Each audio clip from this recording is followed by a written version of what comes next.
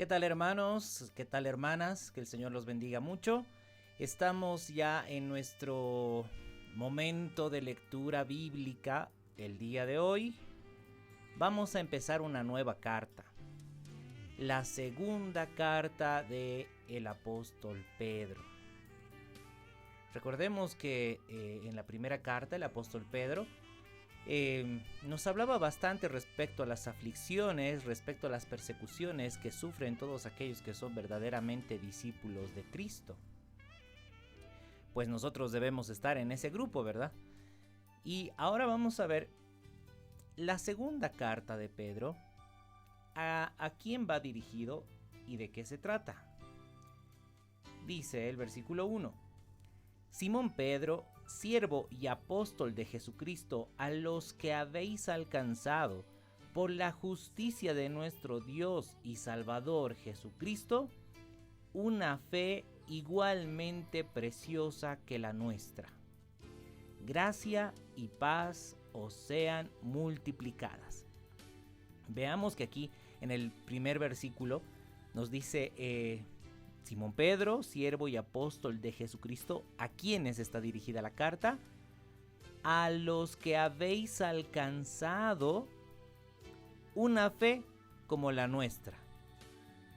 Pero dice, por la justicia de nuestro Dios y Salvador Jesucristo. Para empezar, vamos a decir que este es uno de los versículos que indiscutiblemente nos dice la palabra que el Señor Jesucristo es Dios. Vamos a volver a leer. Dice, por la justicia de nuestro Dios y Salvador Jesucristo. Ahora, tenemos que hablar respecto a lo que es la justicia. Ya lo habíamos mencionado en la anterior carta, que viene del griego dikaios, que significa rectitud. Y entonces Pedro nos está diciendo que esta carta está dirigida a los que tienen una fe como la de él, que han alcanzado esa fe por la rectitud, por la justicia de nuestro Señor Jesucristo. Y esto precisamente nos lleva a hablar de lo que consiste realmente vivir el Evangelio, vivir la vida de Cristo. Porque nuestro Señor y Salvador Jesucristo vivió una vida recta, entregado a Dios, entregado a hacer la voluntad de Dios, y nos ha mostrado en su condición de hombre, nos ha señalado cómo es que debemos vivir. Y a través de esa misma vida que vivió Cristo, que nosotros tenemos que estarla viviendo, pues vamos a alcanzar una fe preciosa como la de Pedro, como la de los apóstoles. Vamos a volver a leer este primer versículo. Ahí está, dice Simón Pedro, siervo y apóstol de Jesucristo, a los que habéis alcanzado. A los que habéis alcanzado, ya habéis alcanzado la fe. Una fe igualmente preciosa que la nuestra. Por la justicia de nuestro Dios y Salvador Jesucristo. En otras palabras, esta carta está dirigida a los que siguen caminando en los pasos del Maestro, imitando la rectitud de Cristo, imitando la vida de Cristo. Porque, hermanos, cuando nosotros vivimos la vida de Cristo, hacemos lo que Él hacía, hablamos lo que Él hablaba, nos comportamos como Él se comportaba, entonces, pues nuestra fe va siendo forjada, va siendo madurada, ¿sí? Sí, la fe empieza a madurar cada vez más. Hemos visto en la primera carta que es a través de las pruebas, de las persecuciones, de las aflicciones por causa de la palabra, que nuestra fe es purificada, así como el oro es purificado por el fuego. Entonces, a los que habéis alcanzado esa fe preciosa como la nuestra, dice el apóstol Pedro. Y estamos hablando de que esa fe se alcanza cuando vivimos la vida de Cristo, ¿verdad?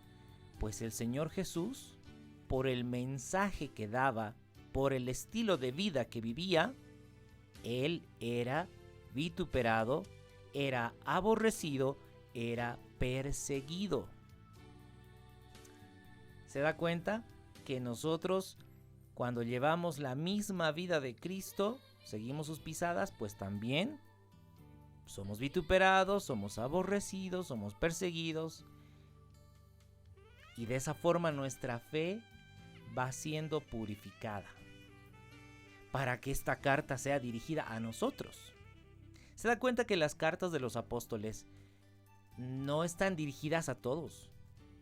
Están dirigidas las cartas a todos aquellos que han alcanzado la fe, a los que ya han entrado por la puerta angosta, a los que son santos y son fieles.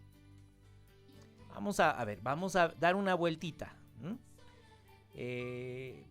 Primera de Corintios. Vamos a ver el apóstol Pablo a quién dirige Primera de Corintios. Solo para hacer un breve repaso de que las cartas no están dirigidas a todos, sino solamente a los que ya están en el camino. A ver, vamos a ver qué dice Pablo, llamado a ser apóstol de Jesucristo por la voluntad de Dios, y el hermano Sóstenes, a la iglesia de Dios, ¿verdad? A la iglesia de Dios. No es a los incrédulos, es a la iglesia. Dice, a los santificados en Cristo Jesús. A los santificados. ¿Qué significa santificados? Pues apartados para Cristo, ¿verdad? Llamados a ser santos con todos los que en cualquier lugar invocan el nombre de nuestro Señor Jesucristo. ¿Qué le parece? Vamos a ver una carta más, una epístola. Vamos a irnos a Efesios. A ver, la carta a los Efesios, ¿a quiénes está dirigida? Dice, Pablo, apóstol de Jesucristo, por la voluntad de Dios, a los santos y fieles en Cristo Jesús, que están en Éfeso. ¿Se da cuenta? Y así podemos ir viendo que las cartas de los apóstoles han sido dirigidas no a cualquier persona. En este caso de Efesios está dirigida a los santos y fieles. Así que si usted no es santo ni fiel, pues todavía esa carta no está dirigida a usted. ¿Sí? ¿Se da cuenta? Lo mismo la carta del apóstol Pedro. ¿Sí? Esta segunda carta está dirigida a los que han alcanzado una fe igualmente preciosa como la nuestra, por la rectitud de nuestro Señor y Salvador Jesucristo. Pues ahí estamos en el camino, ahí tenemos que seguir el camino, tenemos que avanzar en el camino, tenemos que llegar a ser precisamente personas con una fe madura, y esto por la rectitud, por la justicia de nuestro Señor Jesucristo. Porque estamos caminando el camino, ¿sí? Siguiendo sus pasos. ¿Ven? Bien, entonces, a ver, continuemos con el versículo. Bueno, con el versículo 2 nos dice, gracia y paz os sea multiplicada en el conocimiento de Dios y de nuestro Señor Jesús. Esta carta está animándonos a que conozcamos a Dios, ¿sí? Y a nuestro Señor Jesús. Que como hemos visto, pues el Señor Jesús es Dios, por supuesto.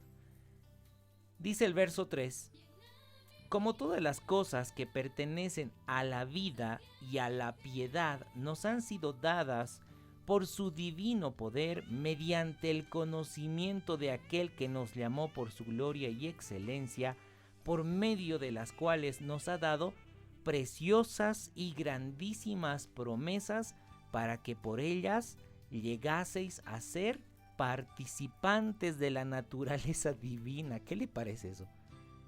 Nada más de leerlo ya es algo impresionante, ¿no?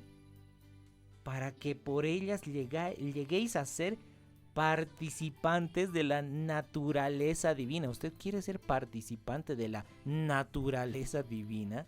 En otras palabras, nos está diciendo Pedro, ustedes van a ser uno con Dios. Van a ser parte de Dios. La esencia de Dios.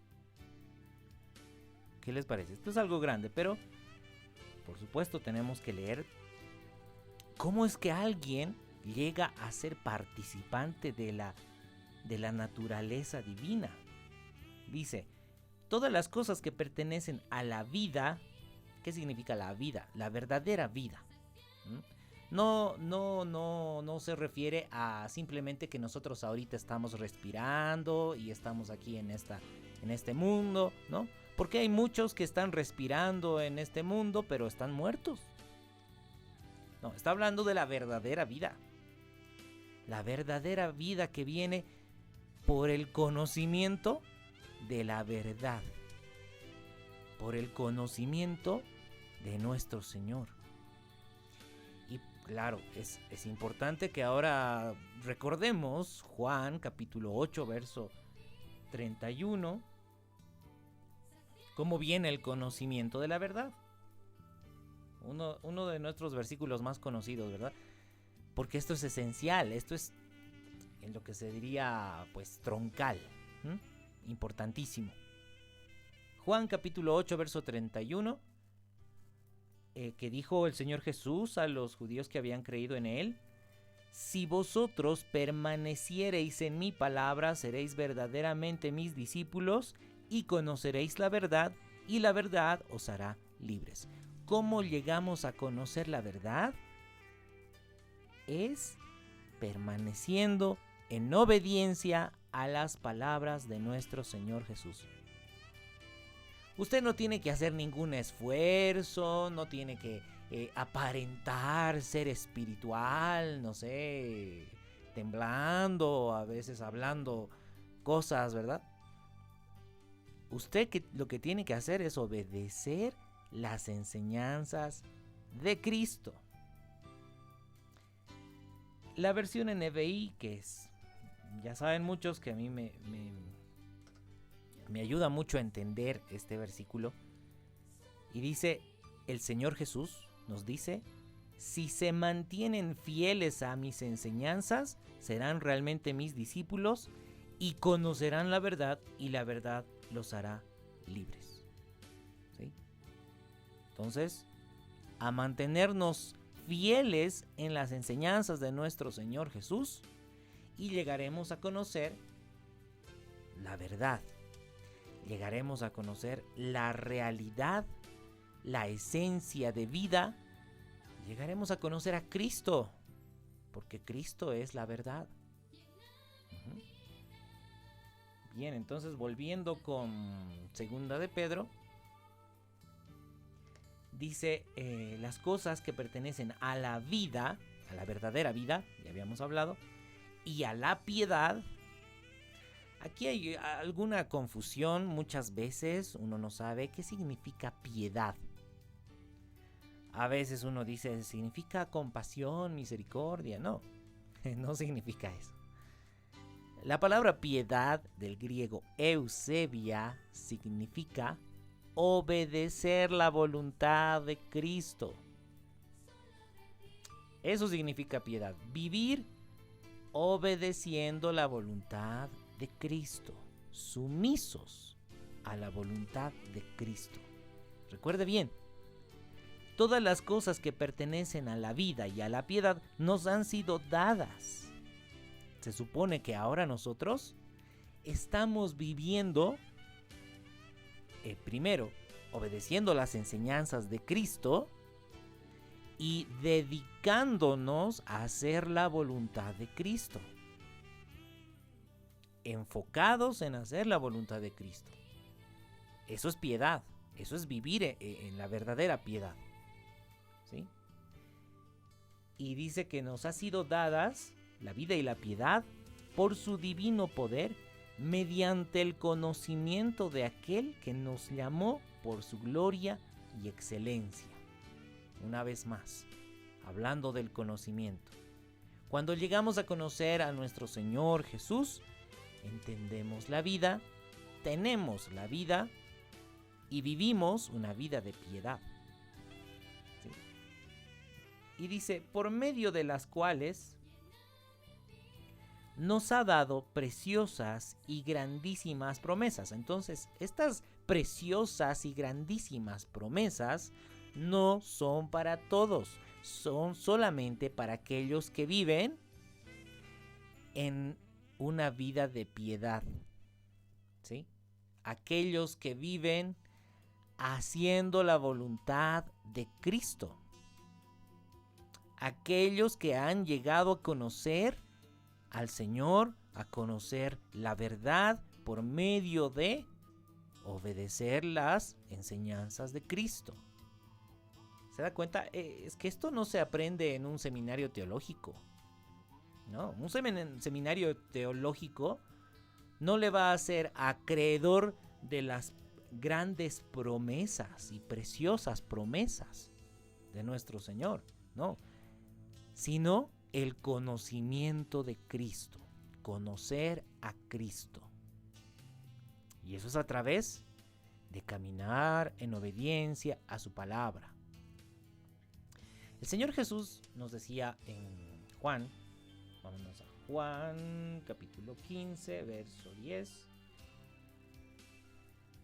Dice el Señor Jesús, si guardareis mis mandamientos, permaneceréis en mi amor, así como yo he guardado los mandamientos de mi Padre y permanezco en su amor. Cuando dice aquí, si guardareis mis mandamientos, se está refiriendo a todo lo que el Señor Jesús nos ha mandado. Todo. Desde aquella palabra que dice, si te golpean en una mejilla, ofrece a la otra, ¿verdad?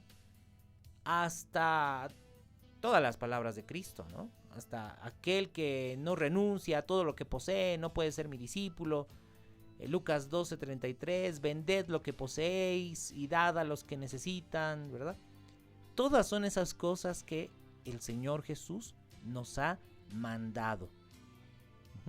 Son palabras del Rey de Reyes. No son palabras de cualquier persona. Son palabras del Señor de señores. Ay de aquel que no obedezca a Cristo.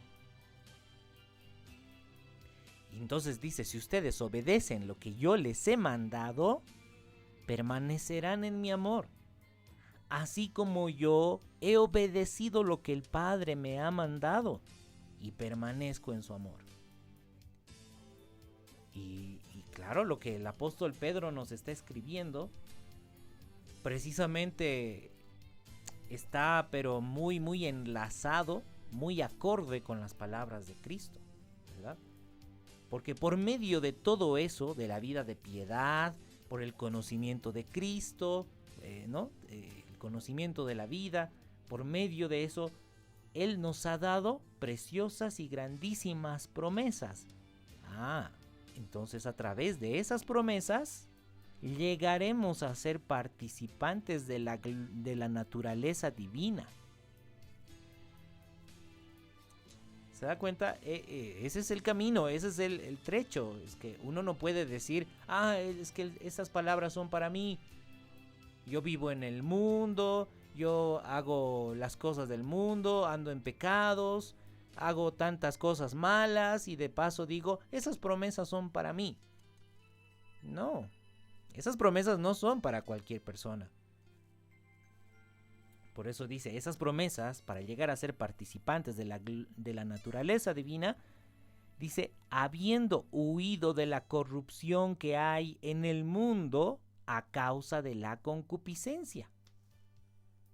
¿Verdad? Habiendo huido de la corrupción que hay en el mundo a causa de la concupiscencia. ¿Cuál es entonces la señal, la evidencia de que usted está dentro de estas preciosas y grandísimas promesas? Que usted ha huido de la corrupción que hay en el mundo a causa de la concupiscencia. Ahora, cuando está hablando de la palabra corrupción, no simplemente está hablando de que hay mucha gente corrupta, ¿verdad? Que hace cosas indebidas, estafadores, ¿verdad? Sino la palabra corrupción denota una naturaleza temporal y pasajera de las cosas. Sí, cuando está hablando la palabra de Dios respecto a la corrupción de las cosas, ¿no? Las cosas se corrompen. El Señor Jesús decía, no os hagáis tesoros en la tierra, donde la polilla y el orín corrompen. No es que la polilla y el orín son corruptos y hacen corrupción, como se hace corrupción en los gobiernos, por ejemplo. No, está hablando de corrupción, de cosas que son materiales y que son pasajeras, que son destructibles, que se pueden destruir. No os hagáis tesoros en la tierra donde la polilla y el orín corrompen, donde las cosas se destruyen. Santiago dice, el dinero se oxida y se enmohece. ¿Por qué? Porque pues las monedas, ¿no? El dinero, por ejemplo, las monedas se oxidan y los billetes se enmohecen, ¿no? Todo lo que es riqueza material es corruptible, ¿no? Son cosas temporales. Por eso es que ahora nuestro anhelo, nuestro norte, no son las cosas materiales, no son las cosas corruptibles, sino son las cosas eternas, ¿verdad? Porque tenemos ese contraste. Por un lado tenemos las cosas corruptibles, ¿sí? Que son pasajeras y temporales, y por otro lado tenemos las cosas eternas. Entonces, ahí la pregunta es, ¿usted en qué está enfocado? ¿En las cosas corruptibles o en las cosas eternas? Porque cuando uno está enfocado en las cosas corruptibles, materiales, temporales, su corazón está ahí. Y ahí hay tentaciones, porque el que quiere, por ejemplo, el que quiere dinero y está ambicionando el dinero, está codiciando el dinero, tiende a ser un ladrón, un estafador, ¿verdad? Todo aquel que está codiciando las cosas que son temporales está en pos de las superficialidades, ¿no? Incluso del orgullo, hermanos, porque el orgullo, el ego, todo eso es temporal. Una persona que haya sido muy aplaudida en el mundo muere unos cuantos años y ya nadie se acuerda, ¿no? El orgullo, la fama, todo eso es temporal. Así que si alguien está queriendo alardear, jactarse de los títulos que tiene colgados ahí en su pared, sepa usted que un día esos títulos van a estar en el basurero. A nadie le va a importar. Esas son cosas corruptibles.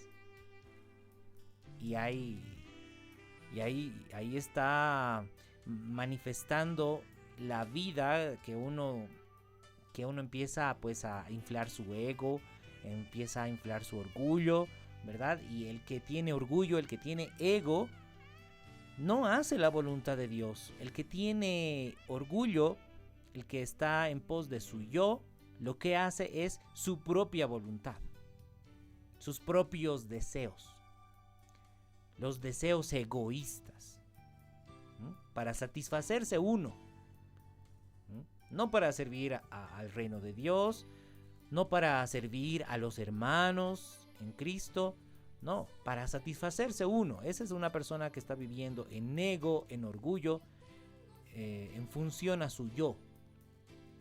El Señor Jesús nos ha enseñado que debemos hacer morir nuestro yo. No tenemos que vivir como personas individuales. Si es que realmente somos un cuerpo en Cristo, no deberíamos vivir como personas individuales buscando cada uno lo que uno mismo quiere, sus propios intereses. No, esa ya no es la vida del cristiano. De hecho, hay una palabra que también lo menciona aquí en este versículo 4, la palabra concupiscencia. ¿Sabe qué significa concupiscencia? Significa un deseo intenso del corazón, de uno mismo. Ese es el significado literal de concupiscencia. Entonces, está hablando de que los que son participantes de las promesas de Dios son los que han huido de la corrupción que hay en el mundo a causa de la concupiscencia. En el mundo cada quien está en pos de sus propios deseos. Por eso es que hacen, pues, hay robos, hay estafas y todo ese tipo de cosas, ¿verdad? Porque se imagina si nosotros dejáramos de vivir en función a nuestro yo y en vez de eso viviéramos en función del cuerpo de Cristo. Pues ahí no hay robos, no hay estafas, no hay orgullo, no hay ego, no. Ahí los pecados no pueden germinar, ¿verdad? Porque hay un verdadero amor.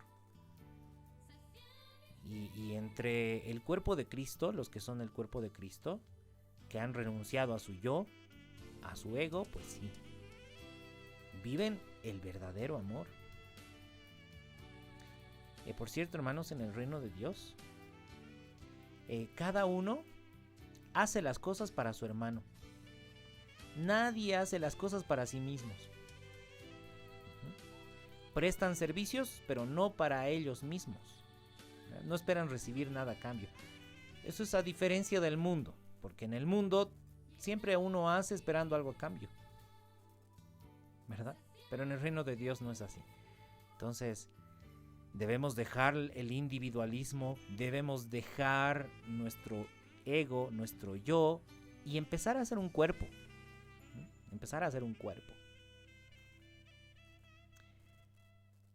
Entonces dice el verso 5: vosotros también, poniendo toda diligencia por esto mismo, añadid a vuestra fe virtud, a la virtud conocimiento, al conocimiento dominio propio, al dominio propio paciencia, a la paciencia piedad, a la piedad afecto fraternal y al afecto fraternal amor.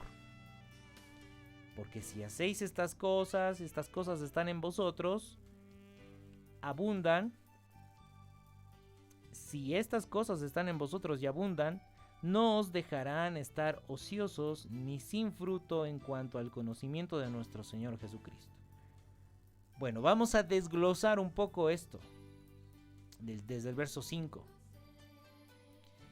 ¿verdad? Dice, vosotros también, poniendo toda diligencia, por esto mismo añadid a vuestra fe virtud. Para que sea más entendible, vamos a hablar de Abraham, el padre de la fe. Recordemos que Abraham, al principio como que no tenía tanta fe, porque habiéndosele prometido que iba a tener un hijo, Abraham, ¿sí?, que iba a tener un hijo de Sara, ni Sara ni Abraham creyeron como deberían. No creyeron bien. De hecho, ahí estaba Sara, ¿no? Ay, amado, ¿qué le decía? Señor Abraham, esposo mío, acostate con mi esclava Agar. Le vamos a dar una ayudadita a Dios, para que Dios cumpla su promesa y te dé un hijo. ¿Se dan cuenta? Como que no estaba muy bien la fe de Abraham y de Sara en ese tiempo. Pero después Dios cumplió su promesa. Sara a los 90 y tantos años concibió y dio a luz un hijo. Y la fe de Abraham creció, ¿verdad? Creció. y le creyeron a Dios. Y Abraham tuvo una prueba de fuego, lo vamos a decir así, una prueba bastante fuerte, donde Dios le dice a Abraham: ahora yo te he dado ese hijo que se llama Isaac, a quien amas, ahora sacrifícalo para mí, mátalo, dególlalo y quémalo en un altar, en la tierra, en el monte Moriah. Ahí Abraham, sí que estaba en una prueba bastante fuerte, pero Abraham le creía a Dios. Y Abraham dijo: sí, ahora sí, Señor, yo te creo y voy a ir y voy a sacrificar a mi hijo. Lo voy a degollar y lo voy a quemar en holocausto para ti. Era un viaje largo hasta el monte Moriah. Entonces, ¿qué estaba haciendo Abraham? A la fe estaba añadiendo virtud. Porque, ¿qué significa virtud antes? Pues para tenerlo claro. Virtud significa ejecutar con excelencia, obrar con excelencia, ponerse en acción bien. Sí, ese es el concepto de virtud, ¿sí? Por si acaso.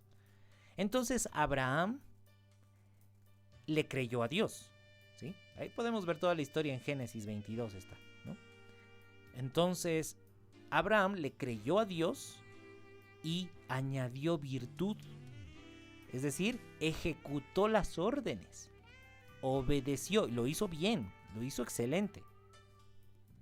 Qué hermoso, ¿no? Y eso también nos está diciendo Pedro: ustedes también añadan a su fe el obrar con excelencia, a la fe virtud. Y dice que más adelante dice: a la virtud conocimiento. ¿Qué creen, hermanos? ¿Qué creen? Cuando Abraham estaba por sacrificar a su hijo Isaac, y Dios le dijo: Abraham, detente, no pongas tu mano sobre el niño, ya sé que no me niegas a tu hijo. ¿Y qué hizo Dios? Le preparó un cordero, ¿verdad? Ahí estaba entre las ramas. Y Dios habló con Abraham. Abraham conoció a Dios. Cuando nosotros también le creemos a Dios, ejecutamos su palabra, entonces llegamos a conocer a Dios. ¿Qué le parece? Qué hermoso eso, ¿no? Ese es el camino para conocer a Dios. Lo mismo que estábamos hablando al principio. El Señor Jesús dice: si ustedes son fieles a mis enseñanzas, serán mis discípulos y conocerán la verdad. Entonces, como dice también Lucas capítulo 6, verso 47 en adelante: todo aquel que oye mis palabras y las pone en práctica, ese está construyendo sobre la roca, ¿verdad? Entonces, para el Señor Jesús es muy importantísimo, ¿sí? Importantísimo, y lo digo con mucho énfasis porque es vital, que ejecutemos las palabras de Cristo, que las hagamos, que las pongamos en práctica. No sirve decir simplemente: yo creo. Ah, sí, yo creo en Jesús. Santiago dice: pues hasta los demonios creen y tiemblan. La diferencia con nosotros es que nosotros, cuando le creemos al Señor, tenemos que poner en práctica sus palabras. ¿Sí? Si el Señor Jesús nos dice que tenemos que morir a nuestro yo, que tenemos que morir a nuestro orgullo, negarnos a nosotros mismos, pues ejecutemos las palabras de Cristo. Si el Señor Jesús dice: al que quiera ponerte en pleito y quitarte la túnica, no le niegues aún la capa, pues entonces ejecutemos las palabras de Cristo si realmente le creemos. Porque así Abraham también hizo. Le creyó a Dios y puso por obra su palabra. Obedeció las ordenanzas de Dios. Entonces, ahí añadimos a nuestra fe virtud, a la virtud, pues conocimiento de Dios. conocimiento de la verdad. ¿Qué sucedió después de que Abraham conoció a Dios? Ahí obedeció a Dios, conoció a Dios, le fue contado por justicia, fue llamado amigo de Dios, ¿verdad? Abraham empezó a descansar. ¿Sabe por qué? Porque él ya, de alguna forma, es como que vio a Dios. Dios está aquí, Dios está conmigo. Entonces no hay nada que temer. Nada que temer. Dominio propio. Obediencia al 100%. ¿Por qué? Pues está en las manos de Dios. Imagínense cuando hubo una batalla, ¿verdad? Con los reyes de Sodoma, de Gomorra, Adma, Seboim, Kedorlaomer, ¿verdad? Abraham fue y los atacó y recuperó a Lot, ¿verdad? Recuperó a Lot. Abraham solito peleó con Kedorlaomer, ¿verdad? Que pelearon contra los reyes de Sodoma. Abraham solito los venció. Y uno dice así como, Abraham era un musculoso, era un fortachón, ¿no? ¿Cómo es que Abraham solito venció a 5 reyes? Es porque Dios estaba con él y Abraham estaba totalmente confiado, ¿sí? Sabía lo que tenía que hacer. Conocía a Dios. Su fe subió hasta el cielo, ¿no? Por eso es llamado Padre de la Fe. Entonces, ahí está, lo que dice Pedro. Añadimos a la virtud conocimiento, al conocimiento dominio propio. Ahí es cuando obedecemos a Dios sin ningún temor, sin ninguna duda. ¿Recuerdan cuando el Señor mandó el maná a los israelitas en el desierto? Y el Señor les dijo, ustedes lo que recojan hoy día, digamos, por decir algo, era día lunes, ¿sí? Lo que recojan el lunes tienen que comérselo el lunes. No guarden para el martes, porque el martes yo les voy a dar. Ahora, ¿qué hacían los que no le creían a Dios? Los que no le creían a Dios ahorraban, ¿no?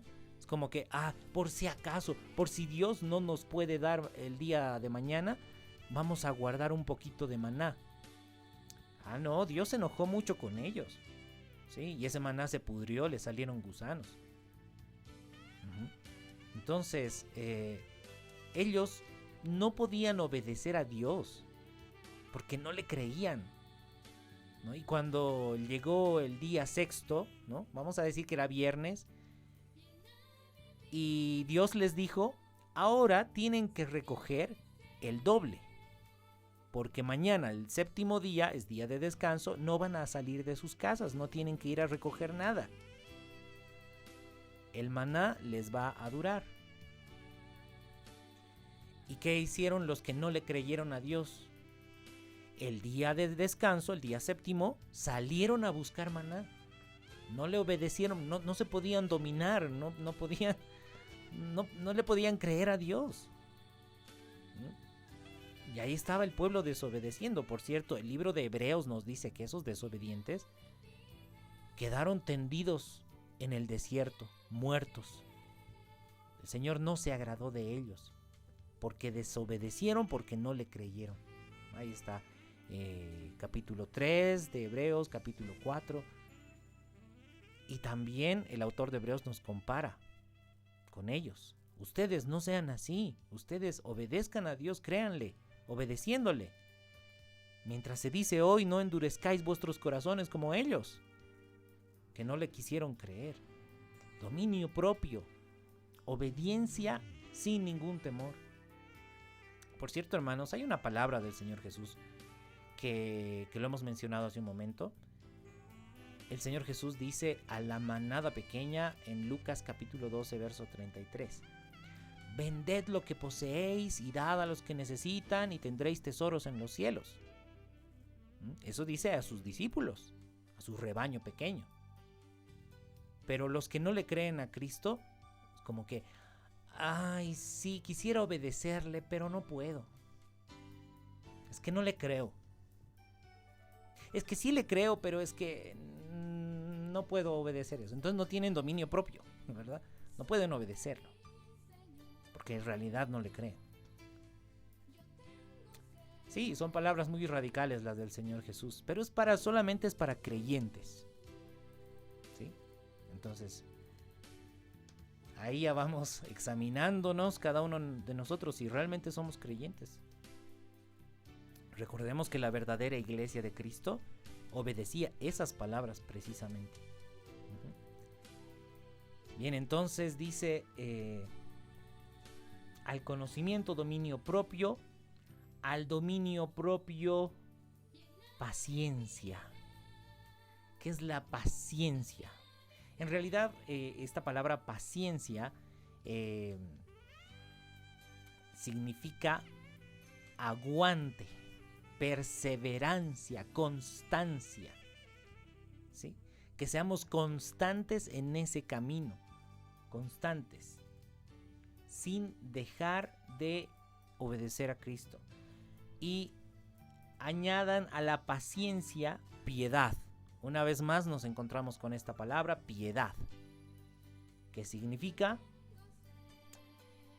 Significa vivir en obediencia a la voluntad de Cristo. Vivir en obediencia total a la voluntad de Cristo. ¿Se puede ver? Ahí lo vamos a ver en el griego Eusebia. Sí, así es, en el griego. Vivir en reverencia total, sumisos a su voluntad. Y esa vida vamos a vivir si somos constantes. ¿Sí? Y a la piedad, dice, añadan afecto fraternal. Entonces, ¿qué pasa cuando un grupo de personas está viviendo en verdadera piedad? Es decir, haciendo la voluntad de Cristo. Van a tener afecto fraternal. El afecto fraternal es pues como el cariño que se tiene entre familiares, en una familia. El afecto fraternal. Entonces, cuando hay un grupo de personas que está viviendo haciendo la voluntad de Cristo, pues ellos tienen afecto fraternal, y dice, al afecto fraternal, amor. Amor, ya sabemos, ya hemos aprendido lo que es el amor, ¿verdad? Al ver que nuestro Señor Jesús se entregó por completo por nosotros. Y si nosotros amamos a nuestros hermanos, también nos entregamos por completo por nuestros hermanos. Somos capaces de sufrir por nuestros hermanos. Porque el Señor Jesús nos dijo, ustedes, ¿no? Los discípulos, ustedes tienen que amarse como yo los he amado. ¿Y sabe qué? El Señor Jesús se despojó a sí mismo por amor a nosotros, para entregarse a nosotros. Por eso es que los verdaderos hermanos se despojan de todo por sus hermanos. Y ahí vemos, ¿verdad? La iglesia, cómo vivía. Hechos capítulo 2 y capítulo 4 principalmente, tenemos ahí las características, ¿no?, de la iglesia. Y dice, porque si estas cosas están en vosotros y abundan, no os dejarán estar ociosos ni sin fruto en cuanto al conocimiento de nuestro Señor Jesucristo. Pero el que no tiene estas cosas tiene la vista muy corta. Es ciego habiendo olvidado la purificación de sus antiguos pecados. Entonces hay diferencia, ¿verdad? Hay diferencia entre los que viven así en una vida de piedad, en amor fraternal, y los que no viven una vida entregada a la voluntad de Cristo. Porque los que no viven haciendo la voluntad de Cristo están de ociosos y sin fruto en cuanto al conocimiento de nuestro Señor Jesucristo. Dice que ellos, los que no viven una vida de piedad, tienen la vista muy corta. Dice, son ciegos. y han olvidado la purificación de sus antiguos pecados. Pues parece que esos pecados en algún momento sí fueron perdonados, ¿no? Pero como esa persona no fue constante, como esa persona no perseveró, no permaneció en las palabras de Cristo, pues quedan en nada, ¿sí? No llegan a conocer realmente, no llegan a la vida, no llegan a ser herederos, ¿sí? El que no tiene estas cosas tiene la vista muy corta, es ciego habiendo olvidado la purificación de sus antiguos pecados, por lo cual, hermanos, tanto más procurad hacer firme vuestra vocación y elección, porque haciendo estas cosas no caeréis jamás. Porque de esta manera os será otorgada amplia y generosa entrada en el reino eterno de nuestro Señor y Salvador Jesucristo. De esta manera os será otorgada amplia y generosa entrada en el reino de Dios. ¿Se da cuenta? El que no camina el camino, el que no avanza, el que no se pone en acción, no podrá entrar al reino eterno de nuestro Señor Jesucristo. Hermanos, cuando nosotros decimos, y no decimos nosotros, dice la palabra, que Cristo es un camino, pues debemos andar ese camino. Muchos piensan, y hay falsas doctrinas que dicen, no, cuando tú haces la oración de recibir a Jesús en tu corazón, ya has llegado a la meta. Ya tienes la vida eterna, ya eres salvo y siempre salvo, incluso dicen, ¿no? No, hermanos, esto es un camino. Esto es un camino y se debe andar el camino para llegar a la meta,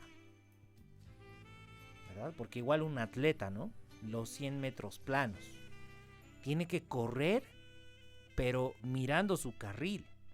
Porque si se desvía un poquito, si se sale al otro carril, inmediatamente es descalificado. Que ni espere recibir ninguna medalla, ninguna corona. Pues así también nosotros tenemos que correr la carrera que el Señor Jesús nos ha trazado. Andar el camino sin desviarnos a derecha ni izquierda para llegar a la meta. Porque el que llega a la meta, sí, ese sí recibe la medalla. Por eso, esto es un camino. No es un punto, ¿sí? Es un camino.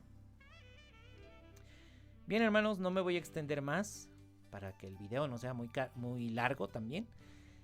Así que, bueno, pues voy a despedirme y lo voy a esperar el miércoles, que vamos a continuar con la siguiente parte del primer capítulo de la segunda carta del apóstol Pedro. Que el Señor lo bendiga.